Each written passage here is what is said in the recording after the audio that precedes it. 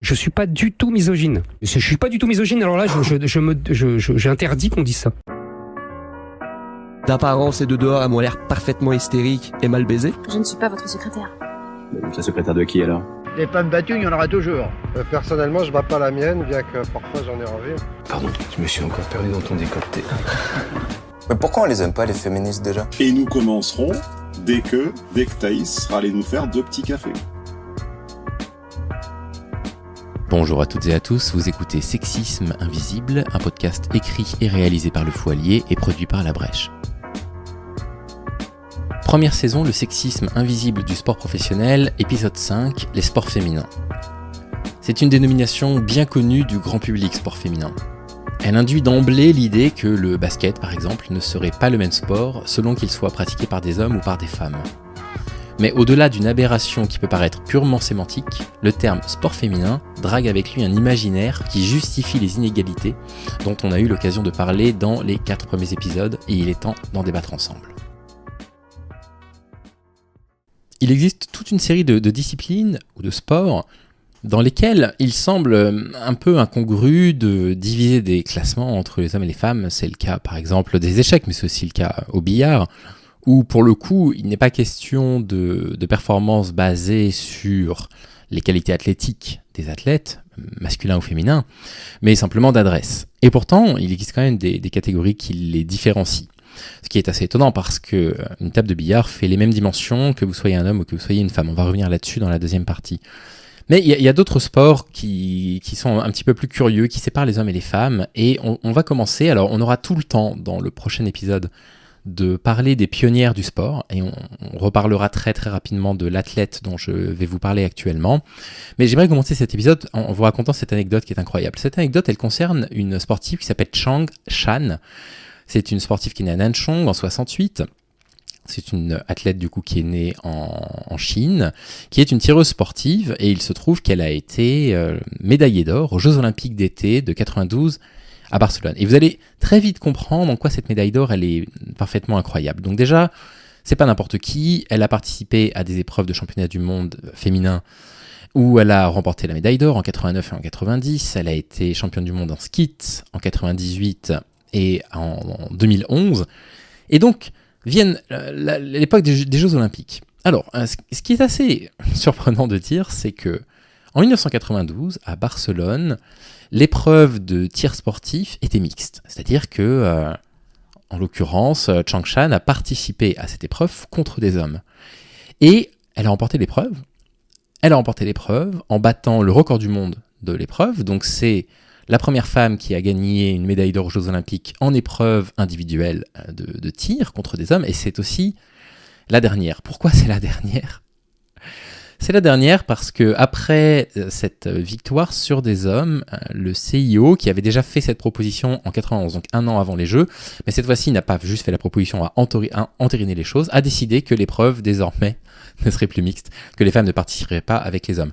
C'est quand même incroyable. C'est quand même incroyable qu'il n'ait existé qu'une seule discipline mixte aux Jeux Olympiques où une femme a obtenu une médaille d'or et a battu des hommes. Et l'année d'après, tout de suite l'année d'après, donc mise en application pour les Jeux Olympiques suivants à Atlanta en 96, il est entériné par le CIO qu'on fera concourir les femmes et les hommes dans 2 catégories différentes. Et allons plus loin dans l'absurde.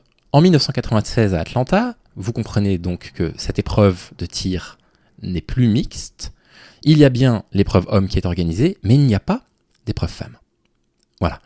C'est-à-dire qu'en fait, la vainqueuse des Jeux Olympiques de 1992 à Barcelone n'a pas eu la possibilité, alors qu'elle était toujours en compétition et elle a remporté la Coupe du Monde en 98 et en 2011, donc en 96 elle était toujours extrêmement compétitive, elle n'a pas pu participer aux Jeux Olympiques parce que l'épreuve n'était plus mixte et ils n'ont pas organisé d'épreuve de ski féminin qui n'est apparu qu'à partir des années 2000 à Sydney.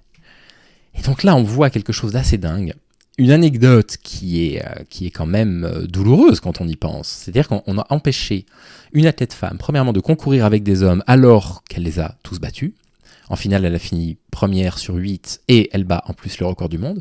Donc on supprime la catégorie mixte, il ne faudrait surtout pas que ces messieurs se sentent en insécurité face à une femme au tir. Et en plus de ça, on l'empêche de participer aux Jeux Olympiques suivants parce que le CIO, qui comptait organiser une épreuve de ski de féminin, finalement n'a pas trouvé le temps, n'a pas trouvé l'organisation pour pouvoir le faire, donc on l'a empêché de participer à ce tir. Et je voulais introduire cet épisode précisément sur cette anecdote. Je pense qu'elle aura mérité un bon bol de riz ce soir.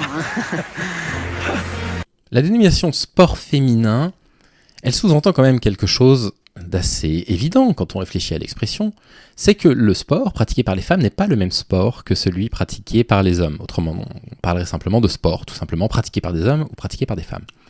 Il existe certains journalistes qui font attention à la façon dont ils verbalisent les choses. Ça va vous sembler être probablement une question sémantique, en particulier si vous êtes un homme et que vous n'êtes pas habitué aux réflexions justement sur le fait d'aller dénicher du sexisme invisible là où on a l'impression qu'il n'en existe pas. Mais il y a une différence entre dire l'équipe de France de football féminin et l'équipe de France féminine de football. Dans le premier cas, si on parle d'équipe de France de football féminin, on sous-entend que c'est le football qui est féminin. Et que le football, quand il est pratiqué par des femmes, serait différent du football pratiqué par les hommes. Or, il s'agit strictement des mêmes règles. Les matchs se déroulent sur 90 minutes, se déroulent à 11 joueuses contre 11 joueuses, sur un terrain qui fait exactement les mêmes dimensions que chez les hommes. Les terrains de football ne font pas tous exactement la même dimension, ils sont à 5 mètres près en longueur et 1 mètre près en largeur. Et on pourrait se faire exactement la même remarque en ce qui concerne n'importe quel autre sport collectif. Le handball féminin, ça ne veut rien dire, c'est strictement les mêmes règles. En plus de ça, quand on y réfléchit, les entraîneurs de ces équipes-là sont parfois des hommes, parfois des femmes, appliquent exactement les mêmes stratégies. Quand vous regardez un match de l'équipe de France féminine de football, eh bien, l'équipe est organisée en 4-4-2, en 4-3-3, en 4-2-4, en losange, en ce que vous voulez, c'est exactement la même chose. Les gestes techniques sont strictement les mêmes, alors ils ne sont pas réalisés exactement de la même façon, c'est-à-dire qu'une joueuse de handball saute peut-être très légèrement moins haut qu'un joueur de handball, peut-être que les tirs sont un tout petit peu moins forts, n'empêche que la technique de tir est strictement la même. Pour le basket, c'est exactement la même chose. Dans le basket, quand il est pratiqué par des femmes, on utilise exactement les mêmes tactiques de jeu que chez les hommes, exactement la même chose, que ce soit des tactiques défensives, de zone, de prise à deux, de défense individuelle, de défense sur un demi-terrain, de défense sur tout terrain, ce que vous voulez. C'est exactement pareil sur l'attaque. On va chercher des pick and roll, on va chercher des pénétrations, on va chercher des écrans pour libérer des jeux à 3 points. On parle exactement des mêmes sports. On parle simplement des sports, de sports complètement identiques qui sont pratiqués par des personnes de sexe différents. Et poursuivre avec cette dénomination, ça a deux sens, on va dire, un petit peu caché. Le premier, c'est de dire que le football féminin serait inférieur au football masculin, et il serait différent. Et je suis absolument convaincu que quand on parle de football féminin, on sous-entend qu'il y a un rapport hiérarchique avec le football masculin. Quand on regarde les audiences que font M6 ou W9 quand il y a des matchs de l'équipe de France féminine de football, on s'aperçoit qu'elles sont assez proches des audiences des matchs de l'équipe masculine de football sur TF1. Et aux Jeux Olympiques, elles sont carrément identiques. C'est-à-dire que vous regardez une demi-finale d'escrime, par exemple, de fleuret ou de sabre, peu importe, qu'il s'agisse de l'équipe de France féminine ou de l'équipe de France masculine, les chaînes de télévision vont faire strictement les mêmes audiences. Ce qui montre que non seulement les audiences sont à peu près identiques dans ces conditions-là, dans on va dire certaines conditions de compétition. En revanche, si vous cherchez à regarder un match de basket dit féminin, on va abandonner cette dénomination définitivement après cet épisode-là du championnat de France, ça n'existe pas. C'est-à-dire que vous n'allez pas pouvoir le trouver sur les chaînes en clair, il va falloir que vous vous abonniez à des trucs sur internet un petit peu obscurs, c'est beaucoup plus compliqué à voir. On en avait parlé bien sûr dans les 4 premiers épisodes, on en avait parlé quand on a évoqué le problème d'investissement financier dans le sport dit féminin. On en avait parlé dans l'épisode suivant, quand on voyait que les salaires et les primes étaient nettement inférieurs chez les femmes. Dans le 3e épisode, quand on parle d'iconisation, les femmes n'étant pas iconisées, on n'attend pas un match de sport collectif pratiqué par des femmes de la même façon qu'on l'attend pour des hommes, parce que la narration du sport quand il est pratiqué par des hommes est très différente. La narration des sports dits masculins, tout le monde la connaît, tout le monde connaît les rivalités entre Cristiano Ronaldo et Messi, même si vous n'avez jamais regardé un match de football de votre vie. Si je vous demande de me citer 5 joueuses de l'équipe de France de football, eh bien, mis à part si vous vous intéressez réellement à l'équipe de France féminine de football, vous n'en êtes pas capable. Si vous ne vous intéressez pas à l'équipe de France masculine de football, vous êtes néanmoins capable de citer 5 joueurs de l'équipe de France de football. Vous connaissez Griezmann, vous connaissez Mbappé, vous connaissez Giroud, vous connaissez ces personnes-là.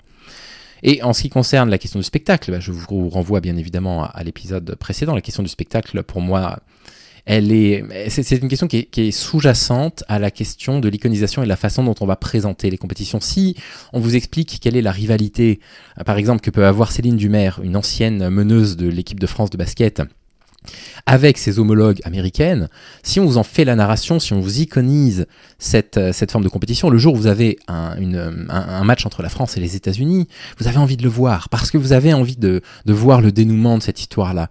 Mais si on vous présente simplement ça comme quelque chose d'anecdotique, au fait c'est les femmes qui jouent au basket, il est possible que vous passiez à côté.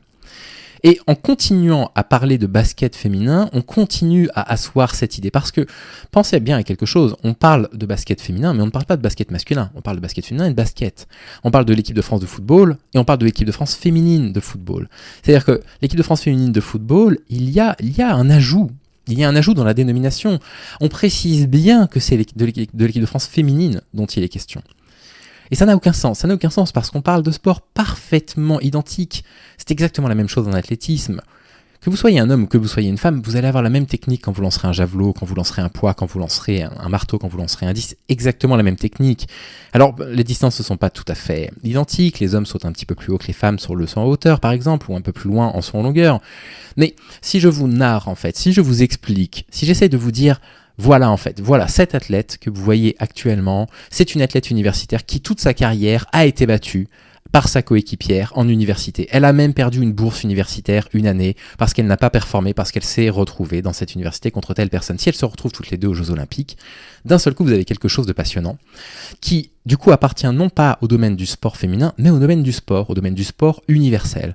Parce que le sport est censé raconter une histoire. Le sport, c'est une histoire de rivalité, le sport c'est une histoire de performance, mais le sport c'est également une façon de raconter aussi l'histoire autrement. On raconte l'histoire de compétition entre différents pays, non pas par l'angle géopolitique, non pas par l'angle de la guerre, mais par l'angle du sport. Et derrière ça, en plus, il y a tellement de choses intéressantes, tellement de questions intéressantes à se poser sur la façon dont les sportifs et les sportives sont formés. On ne va pas beaucoup l'aborder dans ce podcast-là, on aura juste un épisode qui sera consacré aux maltraitances que subissent les plus jeunes sportifs et en particulier les plus jeunes sportifs dans le domaine du sport. Mais pensez-y la prochaine fois que vous entendrez parler d'un match de football féminin. Il s'agit d'un match de football de l'équipe de France féminine, éventuellement. Mais c'est exactement le même sport. Et j'espère vous avoir convaincu qu'il ne s'agisse pas simplement d'une question sémantique. J'espère être parvenu à vous convaincre du fait que lorsque on utilise cette dénomination-là, cette dénomination, elle va draguer des sous-entendus qui ne sont pas des très jolis sous-entendus. 1. On ne parle pas du même sport. Et 2. Le sport féminin est un adjuvant au sport masculin. Merci beaucoup d'avoir écouté cet épisode. Vous pourrez retrouver ce podcast en différé sur la chaîne YouTube Sexisme Invisible à partir de lundi prochain. Ce podcast existe grâce à la Fédération La Brèche et grâce aux donateurs de la page Tipeee Le Fou Allié. Si vous souhaitez contribuer vous-même à la production de Sexisme Invisible, vous pouvez participer à son financement. On se retrouve lundi prochain, même heure, pour le prochain épisode. Prenez soin de vous.